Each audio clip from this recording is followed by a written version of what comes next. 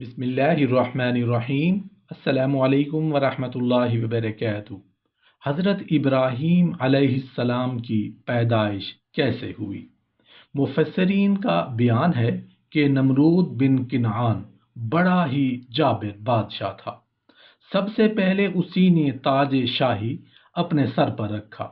اس سے پہلے کسی بادشاہ نے تاج نہیں پہنا تھا۔ یہ لوگوں سے زبردستی اپنی پرستش کراتا تھا۔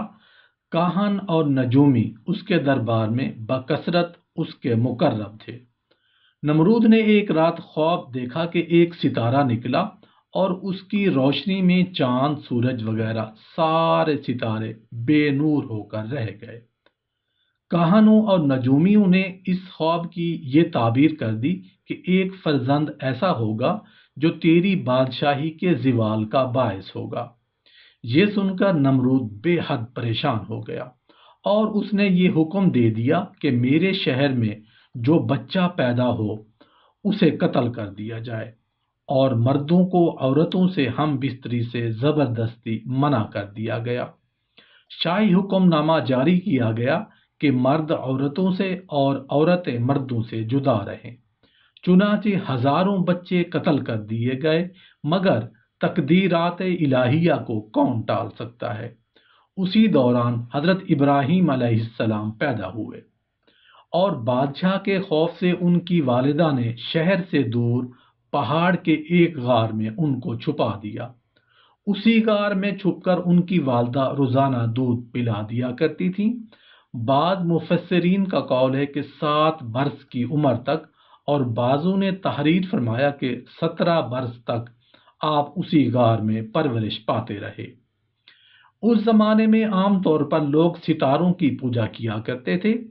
ایک رات آپ علیہ السلام نے زہرہ یا مشتری ستارہ کو دیکھا تو قوم کو توحید کی دعوت دینے کے لیے آپ نے نہایت ہی نفیس اور دل نشین انداز میں لوگوں کے سامنے اس طرح تقریر فرمائی کہ اے لوگو، کیا ستارہ میرا رب ہے؟ پھر جب وہ ستارہ ڈوب گیا تو آپ نے فرمایا، ڈوب جانے والوں سے میں محبت نہیں کرتا۔ پھر اس کے بعد جب چمکتا چاند نکلا تو آپ نے فرمایا کہ کیا یہ میرا رب ہے؟ پھر جب وہ بھی غروب ہو گیا تو آپ نے فرمایا کہ اگر میرا رب مجھے ہدایت نہ فرماتا تو میں بھی انہی گمراہوں میں سے ہوتا۔ پھر جب چمکتے دمکتے سورج کو دیکھتا تو آپ نے فرمایا کہ یہ تو ان سب سے بڑا ہے، کیا یہ میرا رب ہے؟ پھر جب یہ بھی غروب ہو گیا تو آپ علیہ السلام نے فرمایا کہ اے میری قوم، میں ان تمام چیزوں سے بیزار ہوں جن کو تم لوگ خدا کا شریک ٹھہراتے ہو، اور میں نے اپنی ہستی کو اس ذات کی طرف متوجہ کر لیا ہے جس نے آسمانوں اور زمینوں کو پیدا فرمایا ہے۔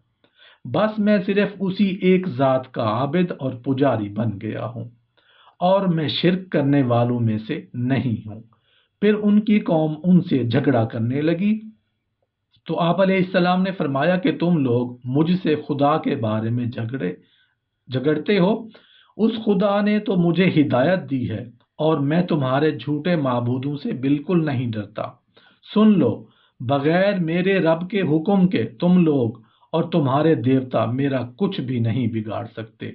میرا رب ہر چیز کو جانتا ہے، کیا تم لوگ میری نصیحت کو نہیں مانو گے؟ اس واقعہ کو مختصر مگر بہت جامع الفاظ میں قرآن مجید نے یوں بیان فرمایا ہے، پھر جب ان پر رات کا اندھیرا آیا، ایک تارا دیکھا، بولے اسے میرا رب ٹھہراتے ہو۔ پھر جب وہ ڈوب گیا، بولے مجھے خوش نہیں آتے ڈوبنے والے۔ پھر جب چاند چمکتا دیکھا، بولے اسے میرا رب بتاتے ہو۔ پھر جب وہ ڈوب گیا، کہا اگر مجھے میرا رب ہدایت نہ کرتا تو میں ابھی انہی گمراہوں میں ہوتا۔ پھر جب سورج جگمگاتا دیکھا، بولے اسے میرا رب کہتے ہو، یہ تو ان سب سے بڑا ہے۔ پھر جب وہ ڈوب گیا، کہا اے قوم، میں بیزار ہوں ان چیزوں سے جنہیں تم شریک ٹھہراتے ہو۔ میں نے اپنا منہاس کی طرف کیا جس نے آسمان و زمین بنائے، ایک اسی کا ہو کر، اور میں مشرکوں میں نہیں۔